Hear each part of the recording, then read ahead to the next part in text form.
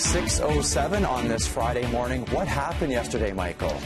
Greg, pretty serious storm tracked across the area. The low-pressure center moved across the northern tip of the island. The weather is brought to you by Metro Vancouver. The cold front attached to that system shot through later in the day, but it was a combination. We got into that wedge pretty close to the core of the low-pressure system, and it brought strong winds. But once we got into the wedge of warm air, incredibly toasty temperatures, and this is what we are looking at in the way of winds from yesterday. In the afternoon, mainly, when the winds were the strongest early in the afternoon, 113 kilometers per hour in Abbotsford at the airport, over 90 at YVR, Squamish almost 90, 81 at Point Atkinson, and Tsawwassen getting up to 97 kilometers per hour. Record high temperatures as well. You see the readings over 13, 14 degrees, 15 degrees in Abbotsford, breaking the old mark of 13.9, and at the airport 12.9, the old record 12.3.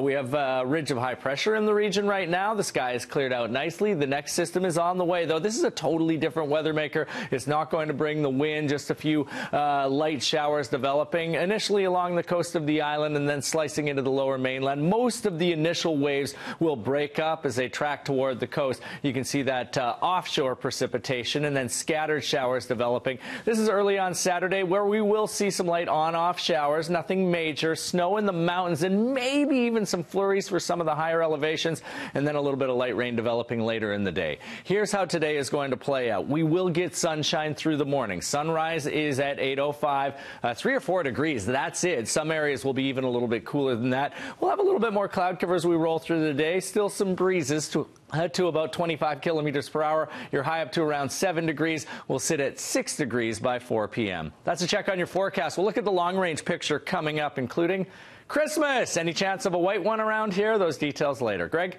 All right, look forward to that. Thanks, Michael. Of course, we're still dealing with yesterday's windstorm, the aftermath I'm talking about. There's lots of fallen trees out there, branches, hearing of some traffic lights out throughout the region. Of course, if you do get to an intersection, the lights aren't working, it's the four-way stop procedure. Best advice, I guess, this morning is if you're